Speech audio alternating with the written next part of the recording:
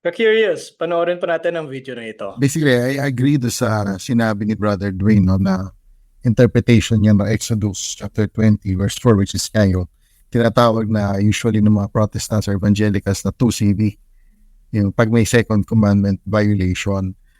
Ang problema kasi dyan, yes, hindi agree tayo na images per se is not bad or doesn't violate the command of God against the making of idols. Kasi yun na nga, hindi naman lahat na images ay idol. Di ba? Ang baga, mayroon ka rebulto ng founder o presidente, let's say, rebulto ni Abraham Lincoln sa US o yung rebulto ni Rizal sa Luneta. Idol ba kaagad yun? Hindi naman idol kaagad yun. May idol lang yun. Well, sa iba idol siya kasi meron taon, di ba? Meron mga tinatawag na Rizalista na parang sinasampa nila. Yes. So para sa kanila, idol yun. No? Pero not all images are automatically idols. Naging idol nga lang siya pag siya ay sinamba. Pero ang problema dito, and I think we should address the elephant in the room, is yung issue ng yung sa Second Council of Nicaea, yung 787. Kasi dyan diniscuss yung the Seventh Ecumenical Council. Kasi dyan diniscuss talaga at pinagtarunan yung issue ng use of icons in worship, di ba? Yung iconoclast controversy. So, dyan yung talaga pinagtalunan. And, of course, we all know the result in naging resolution ng council na yun.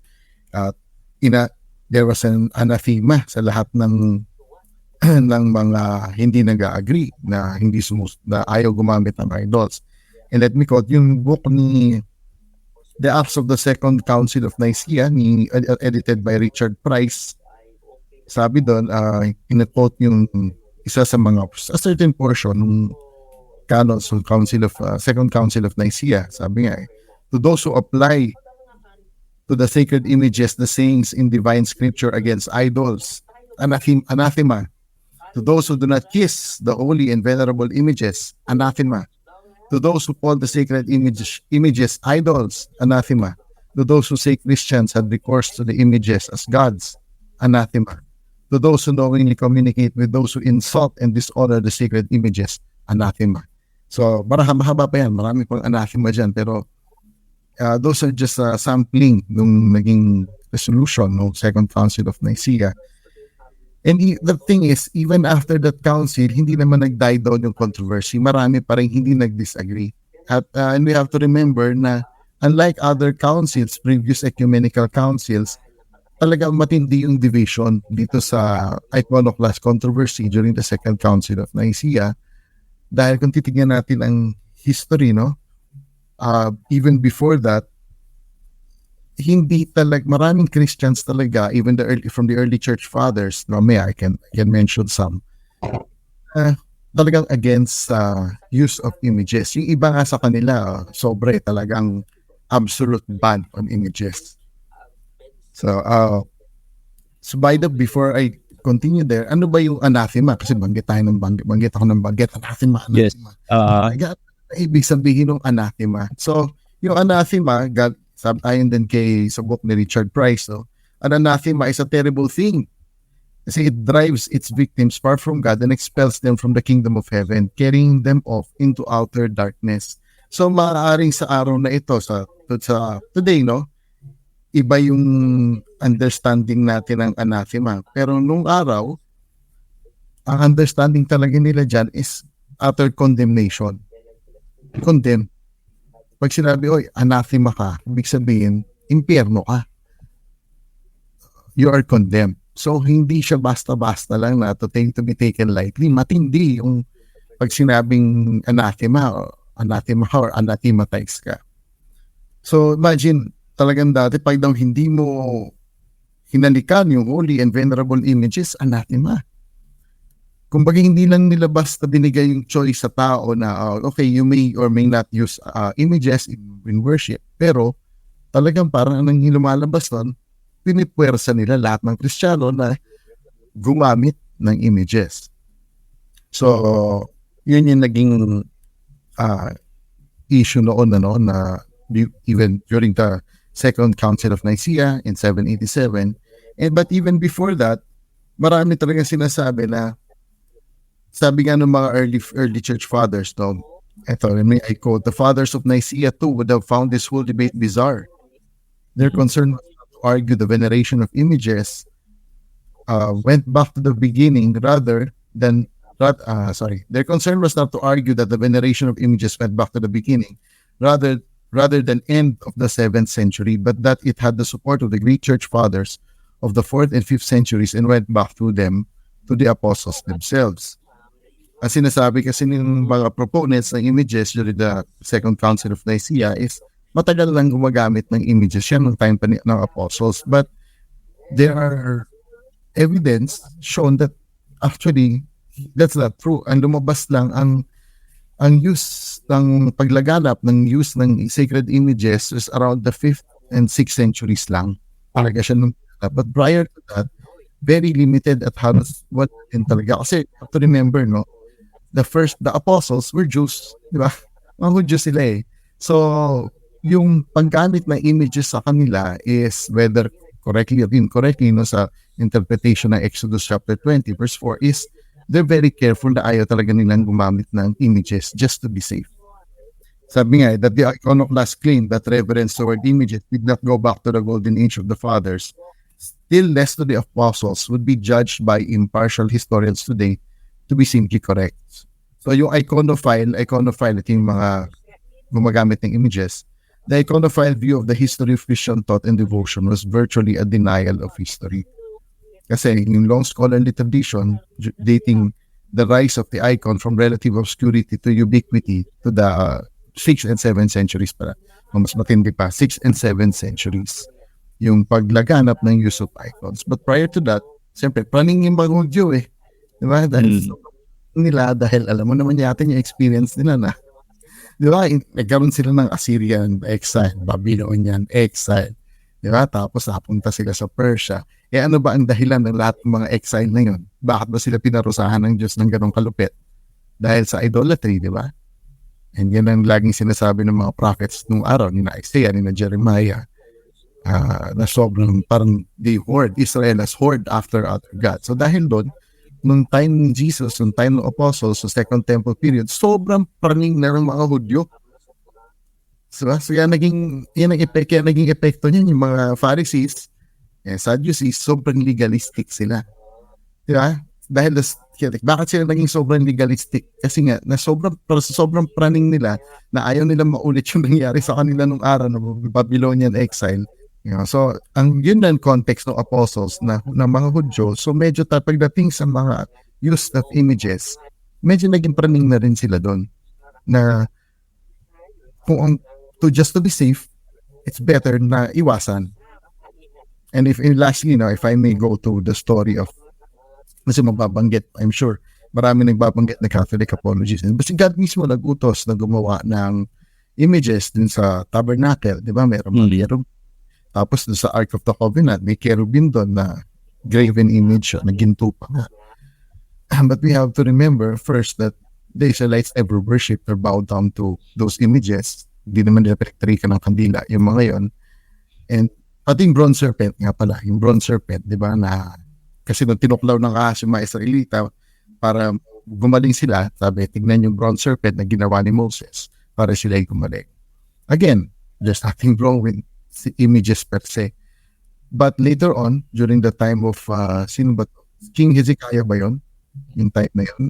Yung pinasira niya yung bronze serpent, di ba? Kasabay ng mga Asherah poles, ng mga Baal, pinawasak niya yun. Kasi, bakit? Pinawawa ni Moses sila, yung bronze serpent. Bakit pinawinasak ng hari?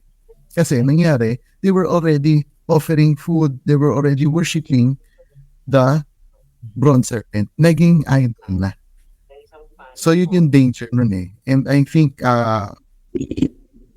kaya rin naman most evangelicals are against talaga yung mga use of idols in prayer or for worship sa simbahan, sa churches, is to avoid the possibility or the temptation for people to worship or idolize yung mga images na yun. Kasi tao tayo eh. We're very prone to temptation. We're very prone to those kinds of things. And hindi naman tayo Diyos na makikita natin yung puso ng tao na sasabihin natin, uy, hindi naman niya sinasamba, ano lang yan, veneration yan, hindi yan adoration.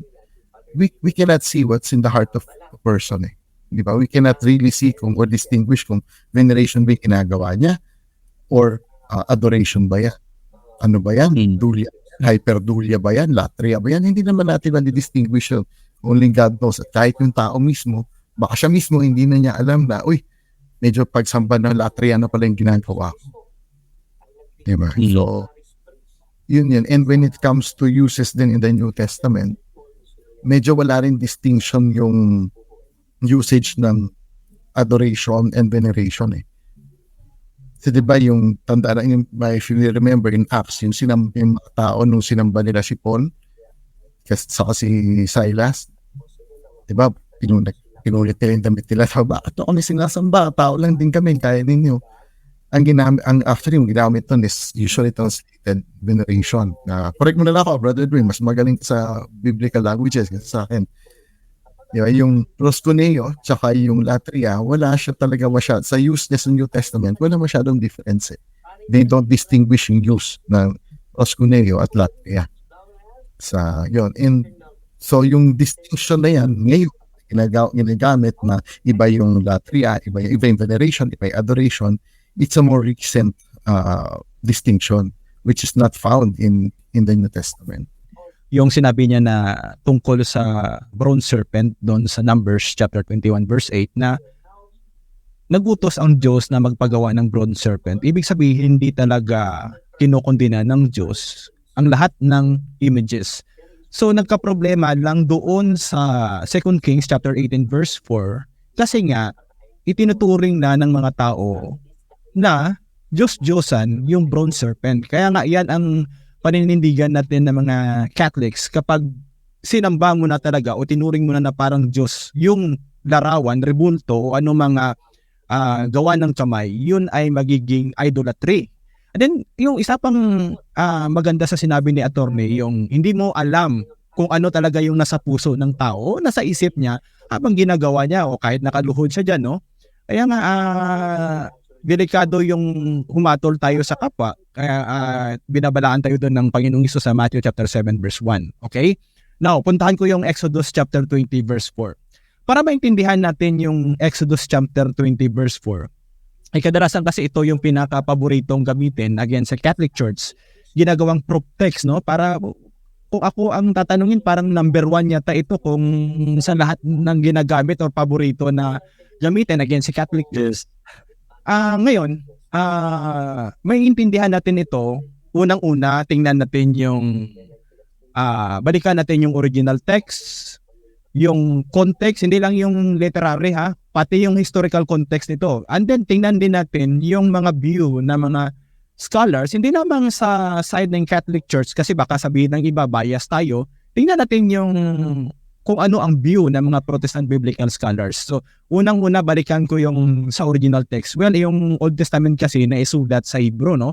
So, umpisaan ko, no? Doon sa Exodus chapter 20 verse 3 hanggang sa 5, kailangan basahin mo yun. Hindi yung doon ka lang sa 4, no? Kadalasan kasi nandun sa nakapokus palagi yung umaatake sa Catholic Church doon sa verse 4 kasi nandun yung graven image nakasulat yung word kasi na pisel, dalawang translation nun, idol or graven image. Pero dapat titingnan mo yung context para mas maintindihan mo kung ano talagang pinagbabawal doon. So kanina nabanggit ko na pero ulitin ko ulit, no? Doon sa verse 3, sinasabi doon, Loye Lekha Elohim Achirim Alpanay. So, and then sa verse 4, Lota Ase Lekha Pisel. And then sa verse 5, Lotes Tahabi Lahim. Doon sa mga nakakaintindi kahit ng basics ng biblical Hebrew, maintindihan natin may tatlong lo, no? Yan ay negative particle, ang katumbas niyan ay no.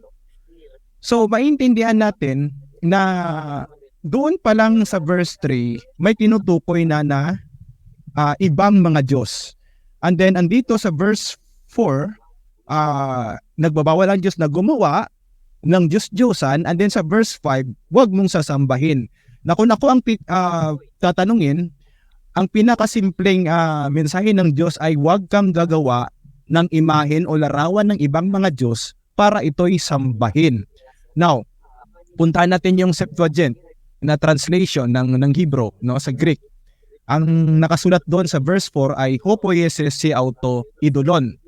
Yung kanina sabi ko, no, yung Greek word na idolon, yun ang counterpart ng Hebrew word na pisel or idol. Yung idolon is an image for worship. So ibig sabihin, imahin talaga siya na ginawa para sambahin, no? Yun ang pinaka-intensyon ng idolon eh. Ginawa para sambahin. If you wanted to express a total prohibition of any image, kapag isinalin mo yun sa Greek, sana itong nakasulat sa Exodus chapter 20 verse 4 ng Septuagint. Hopoieses si auto pasan ikona. Kapag ang lahat ng images ang ipinagbabawal ng Exodus chapter 20 verse 4. Yung sinabi ko kanina na lotaase lakha miklaat sa Hebrew, no? Now, halimbawa, ako meron akong basic na nalalaman sa translation, no? Halimbawa, gagawa ako ng image or halimbawa si attorney gagawa ng image ng mother ng Panginoong Hesus, no? Halimbawa, no? O kung absolute, he made an image that is miklaat asa. Pero if it is construct, halimbawa, he made an image of the virgin. Sa Hebrew yan ay miklaat bitula asa. So the construct noun miklaat or image of tied with the absolute noun bitula. Ngayon, ito ang masasabi ko, yung kadalasan kasi kinuquote ng mga Catholic apologists yung sa Temple ni Solomon, halimbawa yung sa 2 Chronicles chapter 3 verse 10 na merong mga images doon sa Temple of Solomon. Doon sa Second Temple, parang hindi ko pa naririnig ito na ginagamit ng iba. Pero kahit yung mga Protestant biblical scholars, katulad ni Dr. Dale Allison, naniniwala siya na doon mismo sa Second Temple, yung time na yung pinapasukan or pinupuntahan ng mga apostles na temple, visible yung meron dong kortina sa temple na merong imahen mismo, no? Agree yung ibang mga Protestant biblical scholars diyan katulad ni Professor Dale Allison, at ayon sa kanya, ito ay visible doon mismo sa mga nagpe-pray sa temple. Actually, pinapatunayan niya ng kilalang Jewish historian na si Josephus sa kanyang aklat na The Jewish Wars, chapter 5, sa Whiston Translation, na merong image doon mismo doon sa kortina sa templo. Yung mga mismo, yung mga ibang mga synagogue, alam natin yung sa mga Hudyo, no? Merong mga synagogue na sa itaas noon, merong mga imahin ng mga leon doon sa itaas. And then may ibang mga synagogue na sa floor mismo, sa sahig, merong mga imahin. So, wag natin sanang kalilimutan na yung mga Hudyo ay mas higit na nakakaalam sa atin pagdating doon sa Old Testament. Kasi yung original text ng mostly ay nakasulat sa Hebrew, may ilan lamang na nakasulat sa wikang Aramaic. So yun ang pinagbabawal doon, not all images are idols. So babalikan ko ulit, kapag tiningnan mo yung mga commentaries, no? Maging sa Protestant or sa Catholic, yung mga tinatawag na mga critical commentaries talaga, no, na mga gawa ng mga biblical scholars. Kagaya ng binanggit ko, si Dr. Norman Geisler, si Dr. Gleason Archer, yung gumawa ng the IBP Bible Background Commentary, Old Testament, mga Protestant biblical scholars din ang gumawa nun. Kahit yung an Old Testament Theology na sinulat ng kilalang Protestant biblical scholar na si Dr. Bruce Waltke, nakasaad doon na sinasabi nila na hindi lahat ng images ay idols or idolatry. Yung matatawag na idolatry ay yung sinasamba na bilang Diyos. Now, balikan ko ulit yung verse 3 na kadalasan hindi ko nakikita sa iba pag nagpaliwanag sila kasi doon na sila nakapokus sa verse 3. Yung Hebrew word na wag kang magkakaroon ng ibang mga Diyos liban sa akin, or sa Hebrew is Lo yeleka Elohim achirim alpanay. Dapat maintindihan natin yung historical context. Pag sinabi kasi natin yung historical context, ito ay tumutukoy doon sa social, political, and cultural context ng original text ng may akda. Iba yung literary context na sinasabi natin na tumutukoy sa formal features ng biblical text, no? But of course, napaka-importante na tingnan natin ang context. In the first commandment, the prohibition describe the relation of God to Israel as far as Israel is concerned. So, ancient Israelites were like the other people of the time, presuming that there were many gods. So, Israel, while assuming the existence of the gods of other nations, they were instructed to acknowledge and worship only their God, Yod-Heh-Vav-Heh, or Adonai, who had freed them from slavery in Egypt. And for the information of everyone, according sa pagsusuri ng mga scholars, the Jews had no monotheism until the Babylonians drove them out of their country in 587 before Common Era and deported thousands of them to Babylon. Maiintindihan po natin to kapag binasa natin yung mga critical commentary ng the Book of Exodus, katulad ng the Book of Exodus, How It Happened and Why It Matters by Dr. Richard Friedman Elliott, at yung aklat na isinulat ni Dr. Brevard Childs na The Book of Exodus, A Critical and Theological Commentary. So yun po ang pinagbabawal doon ng Exodus. Hindi lang para kasi sa iba doon pag nag-quote lang sila o ginawa na ng proof text, parang ang dali-dali lang sa kanila, pero kailangan natin ng masusing pag-aaral tungkol sa text na ito para mas lalo na itong maintindihan at maiwasan natin yung pag-judge sa iba. Napakaganda yung sinabi kanina ni Attorney, no, na hindi natin alam kung ano talaga yung nasa puso at sa isip ng mga, kung ano ginagawa ng tao, kung siya ba ay nagbe-venerate or sumasamba. But of course, pag nasa isip talaga ng tao na yung intention niya ay sumamba, that is idolatry. At yan ay lumalabag hindi lamang sa Biblia, pati na sa aral ng Catholic Church.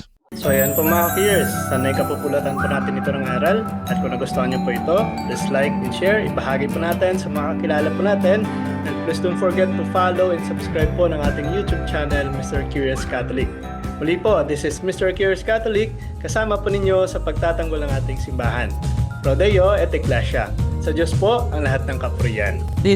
Hello mga kapatid, follow and subscribe Mr. Curious Catholic. Marami tayong matutunan, mapupuno po yung ating isipan sa mga katotohanan. Dahil ang katotohanan na magbigay sa atin ng tunay na kalayaan. God bless. Hello mga kapatid, inanyayahan namin kayo, huwag niyong kalimutan mag-subscribe sa kay Bro Dance Oberio, Mr. Curious Catholic.